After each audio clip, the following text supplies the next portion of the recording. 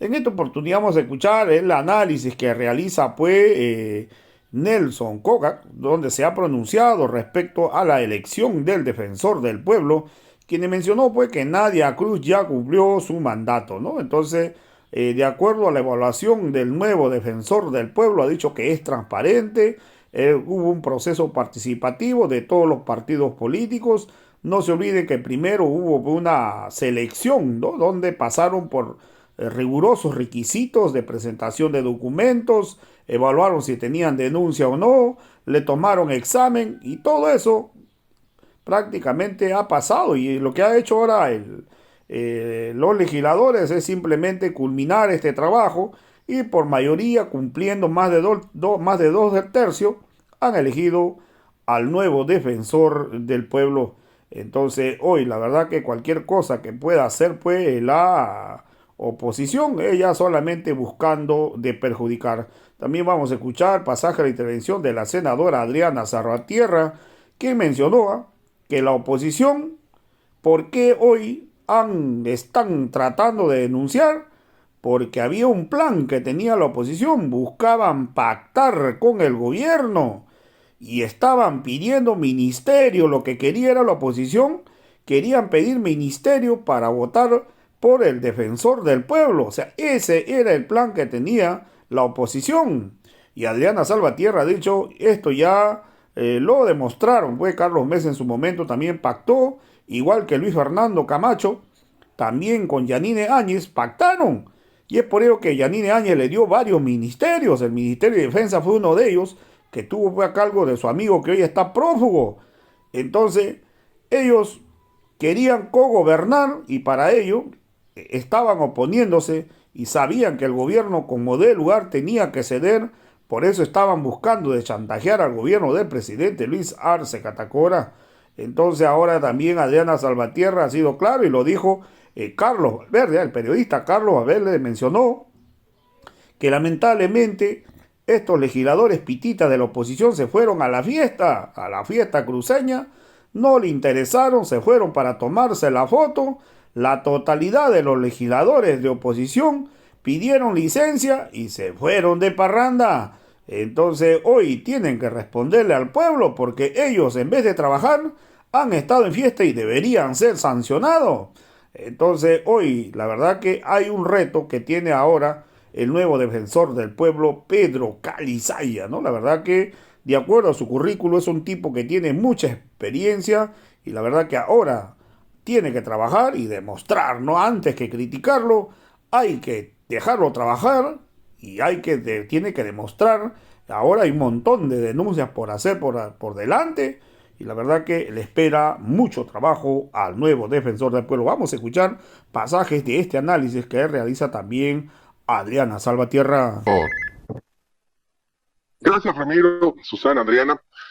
Tenemos que mirar a las razones por las cuales se ha llevado un proceso de elección, porque se ha seleccionado, elegido, ahora falta que se le ministre la posesión, pero esto deviene no solamente del cumplimiento de la ley 870, sino en ocasión de lo que ha sido el mandato de Nadia Cruz Tarifa, que ha estado como defensora interina, a raíz de la renuncia del último defensor, del penúltimo defensor electo, David Tesanos Pinto Ledesma, que en enero de 2018, 19, presenta esta situación que es sui generis, pero plantea un interinato real.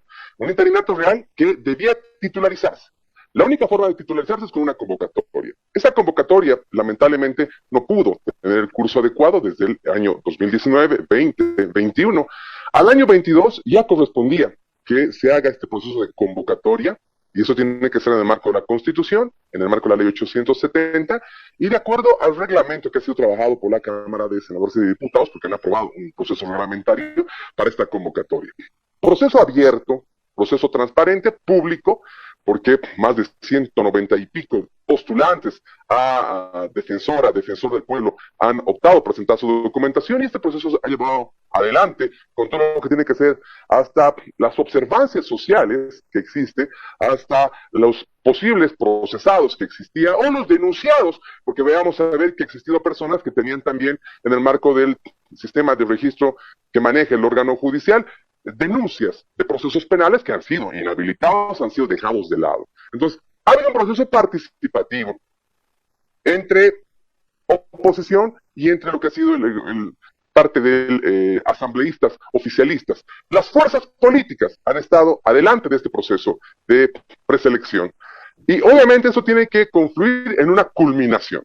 Esa culminación por meses no se ha logrado dentro de lo que es la Asamblea Legislativa Plurinacional, porque esa entrampe que se generó para Bolivia digo yo, en lo que ha sido la Asamblea Constituyente con la fórmula de los 2/3, ha sido también modulada a través de nuestros legisladores en lo que ha sido la gestión legislativa para dejar muy claro que los 2/3 tienen que ser de los presentes. Porque no es posible que la democracia sea fruto de los elementos pactados. No es posible. Pero bueno, esos elementos están muy allanados. Cuando se hace este proceso y resulta que la oposición ha tomado la determinación, porque esa es una opción que tienen.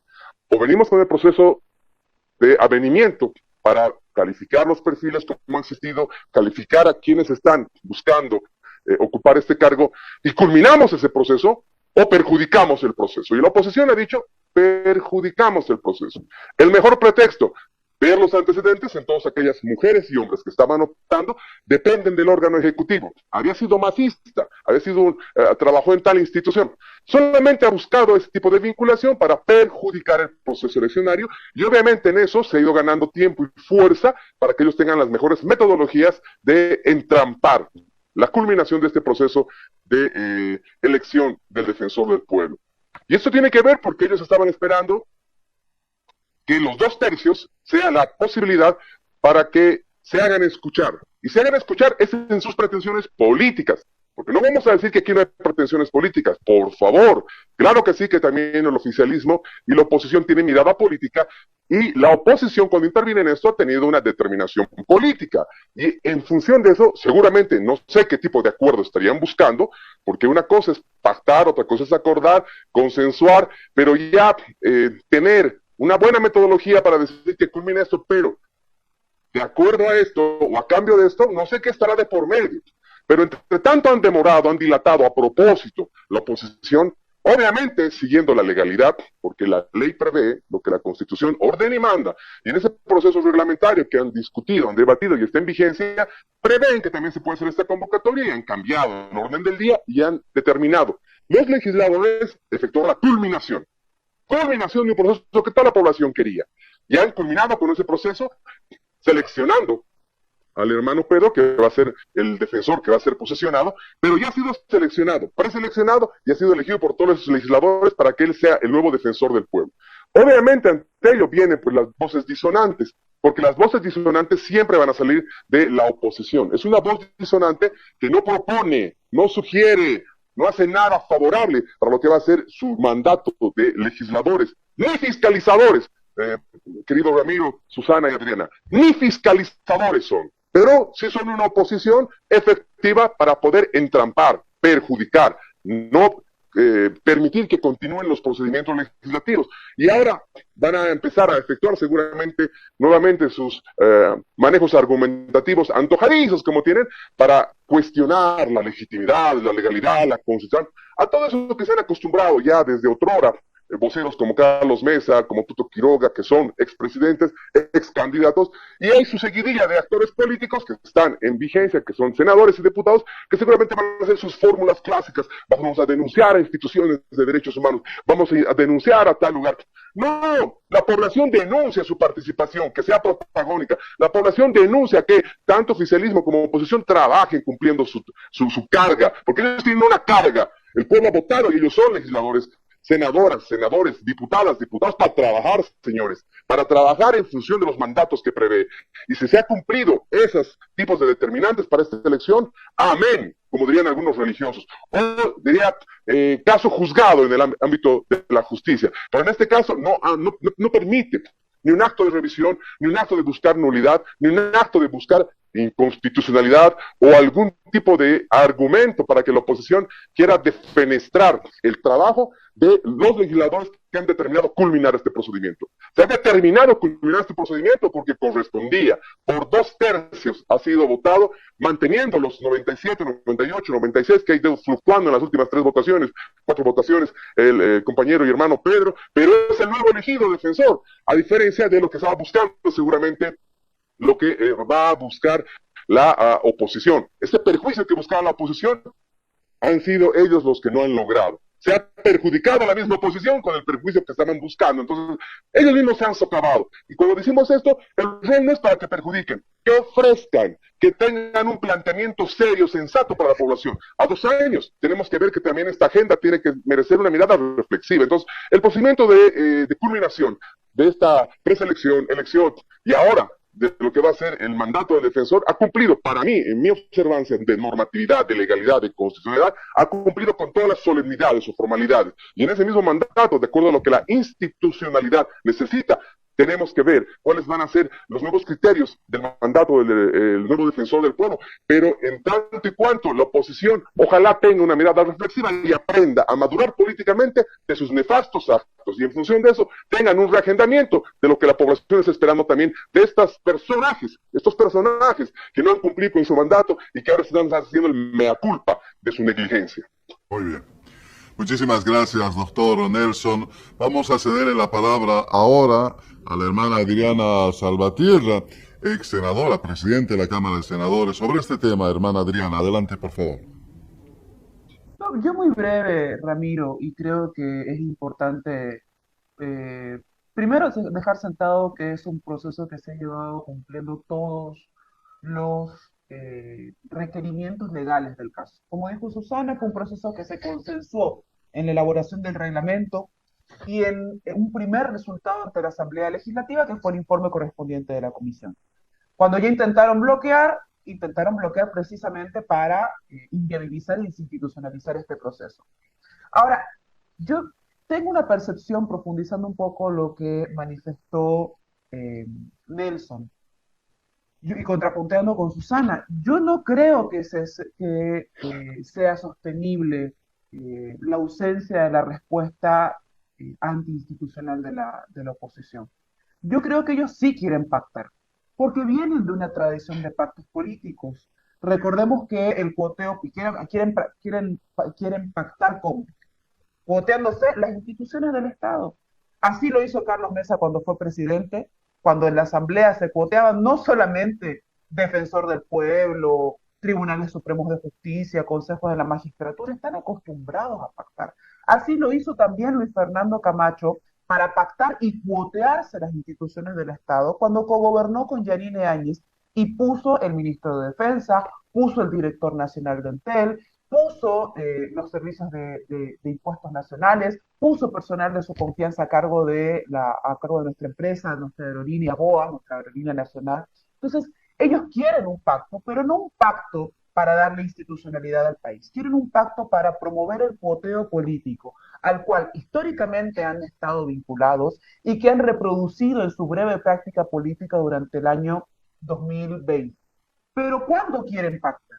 Yo tengo una teoría sobre eso. Yo creo que ellos querían pactar cuando, una vez trabado el proceso de defensor, de contralor, el órgano judicial, Consejo para la Magistratura, Tribunal Supremo de Justicia, Tribunal Constitucional, Tribunal Agroambiental, Fiscal General del Estado, es decir, por la Asamblea Legislativa Plurinacional, se encuentren, habiendo cumplido el tiempo correspondiente, pactar y votearse en paquete.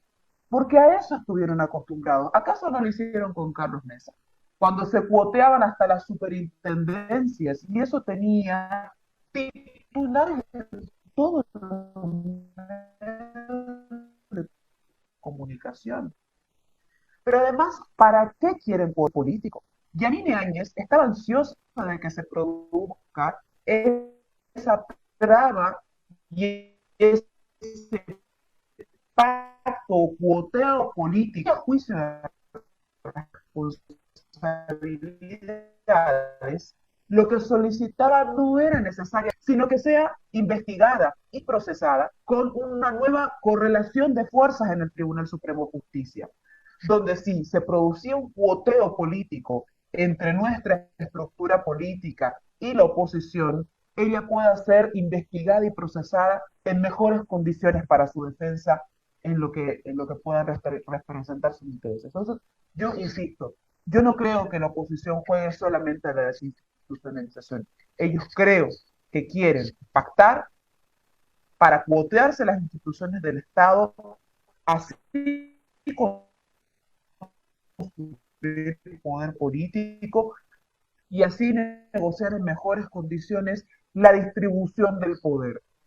Ahora, sobre el defensamente para la oposición, en realidad muchos actores de oposición han cuestionado que se hubieran borrado los parlamentarios de oposición.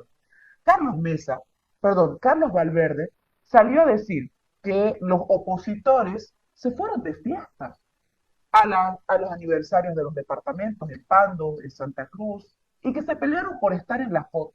Y por estar en la foto, olvidaron que su rol incluye de lunes a viernes el trabajo constante en la Asamblea Legislativa y que todo lo que se hizo en la Asamblea Legislativa hasta este momento puede ser completamente legal porque ellos decidieron faltar a sus responsabilidades con el país. Hubieron 5 intentos fallidos para elegir defensor del pueblo.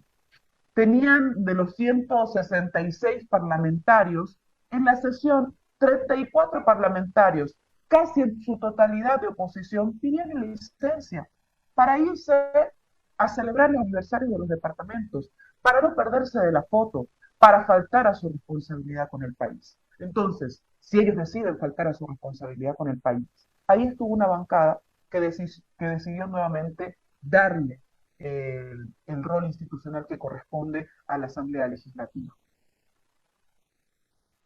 Muchas gracias, Adriana. Para complementar, no sé si Susana tienes algún comentario adicional. Luego de ello me gustaría ingresar en un tema que es más en función a los desafíos que tiene ahora el defensor del pueblo, ¿verdad? No olvidemos que en las gestiones anteriores, antes de la última defensora de Nadia, hemos tenido cuestiones muy críticas del rol de los defensores del pueblo. Este último, una comunicadora social, hizo mucha polémica en torno del rol que debe cumplir la Defensoría del Pueblo y la necesidad que tiene la gente en contar con una autoridad que realmente acompaña las principales necesidades. Pero antes vamos contigo, Susana, para complementar algo más y luego ingresar en esta segunda parte. Bueno, bien interesante los planteamientos que hacen tanto Nelson como Adriana. Lo de Adriana es verdad, digamos, una oposición busca pactos, pero pactos que giran alrededor del poder político y esos evidentemente no los va a tener con el MAS, ¿no? Es decir, los 16 años que el MAS ha gobernado hasta a la fecha el país, algo que digamos, se ha caracterizado por no hacer es precisamente ese tipo de pactos a los que hace alusión Adriana, ¿no? Es decir, le voy a entregar Entel a Comunidad Ciudadana para que voten a favor. Es que precisamente es eso lo que la población en el 2005 ha quebrado, ¿no? Ha quebrado, yo creo que ha quebrado hasta el día de hoy. Parte, yo creo que de las cuestiones por las que ha perdido, no solamente el control político, la oposición después del golpe de Estado en el 19, es precisamente esta idea de cómo se pacta, de cómo se maneja la política, de forma de tejer redes más que partidarias familiares y siempre de beneficio económico. Dicho esto, creo que los retos de la Defensoría del Pueblo son defender el pueblo, Ramiro, básicamente. Es decir, la Defensoría del Pueblo es una instancia, ¿no es cierto?, que debe desburocratizarse. Yo creo que es el primer elemento. Es una instancia que, y aquí Nelson seguramente puede corroborar lo que yo estoy diciendo, ¿no? En una instancia que se ha vuelto excesivamente de pronto burocrática, ¿no? y cuya única función es lo que su nombre lo dice, defender el pueblo, ¿no? Entonces, cuando hay una vulneración de derechos, ¿no? Y estos derechos tienen que ver con muchísimas situaciones que no necesariamente están ligadas, como quiere presentarlo siempre la oposición, a el Estado violando derechos de los ciudadanos, ¿no? O sea, las violaciones de los derechos humanos, digamos, el hecho de que te ofrezcan una canasta alimentaria para los viejitos en determinada alcaldía, esa canasta alimentaria se haya ido dando, ¿no? Durante a lo largo del tiempo. Y un día venga un alcalde que haga negocios con ella y además se la corte y además, es decir, debe haber una instancia que haga cabildo precisamente para defender esos derechos, ¿no? Es decir, y yo creo que ahí lo que toca es esperar, Ramiro, cuáles son, cuáles van a ser las acciones de Pedro Calizaya. Ponía un tuit el expresidente Rodríguez del C y decía, la forma algo así, ¿no? No es literal, no lo estoy leyendo de forma literal, que la forma de elección nos debe llevar a descalificar el trabajo de alguien sin que éste haya sucedido, ¿no? Y yo creo que ahí va a ser bien importante lo que pase con el colega Pedro Calizaya, que se ha presentado, ha sido el mejor calificado. He estado yo buscando la experiencia que ha publicado el Senado, ¿no? En sus redes sociales, etcétera. Tiene mucha experiencia en primera infancia, lo cual en lo personal me hace muchísima ilusión.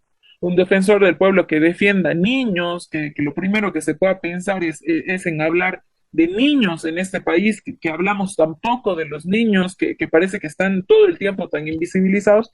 Me hace mucha ilusión que haya un defensor del pueblo que tenga en el registro de su cabeza a los niños, ¿no? Entonces yo creo que hay que esperar cuáles serán las acciones de Calizaya antes de mandarlo a la hoguera, como está intentando que suceda la oposición política. El pronóstico, digamos, en este caso es que la oposición va a ir a desprestigiar un poco el trabajo. Pero mi consulta va ahora para Nelson, después con Adriana. ¿Cuáles serán los grandes desafíos del nuevo defensor del pueblo? Tú, Nelson, tienes gran experiencia en esto. Fuiste defensor del pueblo. Eh, a nivel del departamento de Cochabamba, a nivel nacional hay mucha necesidad del buen desempeño de un defensor del pueblo. Entonces, ¿qué espera la gente según tú y cuáles deberán ser estos grandes desafíos que deba cumplir el nuevo defensor del pueblo?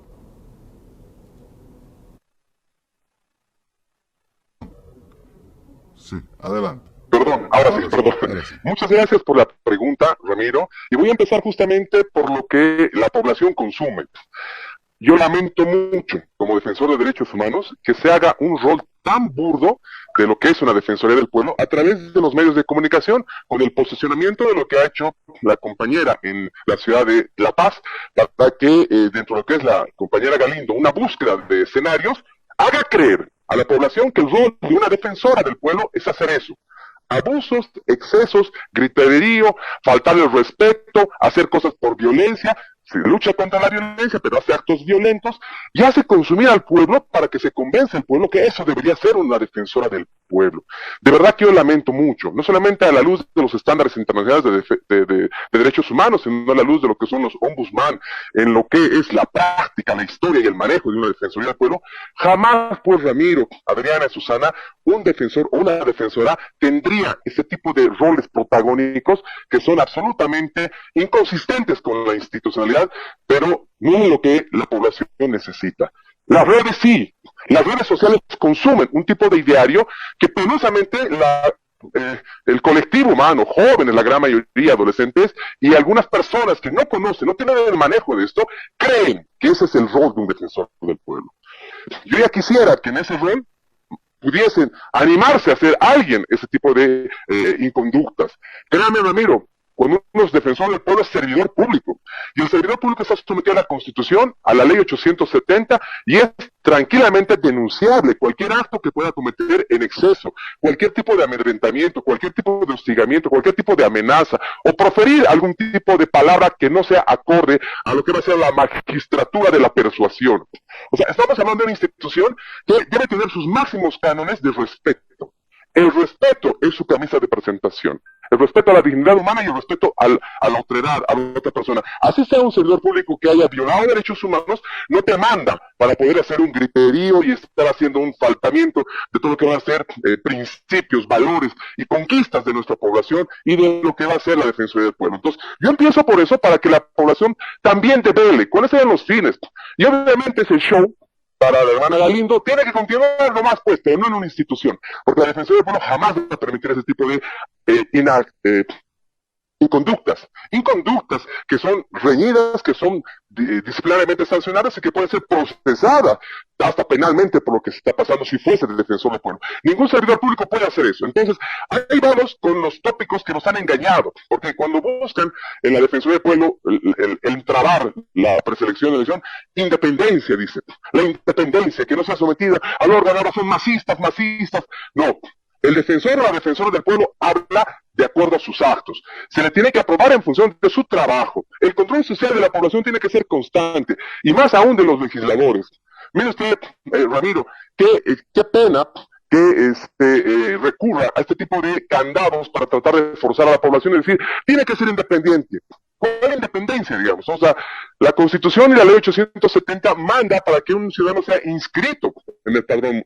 No tiene que tener esa obligatoriedad que ahora, por reglamento, por acuerdo político, se ha buscado que no sea ex candidato, que no esté inscrito activamente en un partido político, que no sea... Ese tipo de limitantes le ha puesto el reglamento de la Cámara de Diputados. ¿Pero por qué? Porque son búsquedas políticas de tratar de inhabilitar lo que se valora por el trabajo. El trabajo es independiente. Véase las estadísticas de la última década de la Defensoría del Pueblo en Bolivia. Los máximos violadores de derechos humanos, querida Susana, querida Adriana, querido Ramiro, son los municipios. El primer lugar de vulneraciones de derechos humanos son los municipios. En segundo lugar, ¿cuáles son? El órgano judicial. Segundo lugar, en violaciones de derechos humanos. Y en tercer lugar, la policía boliviana. Entonces, uno no tendría que ser ni juez ni policía y obviamente no tendría que tener vínculos con las alcaldías.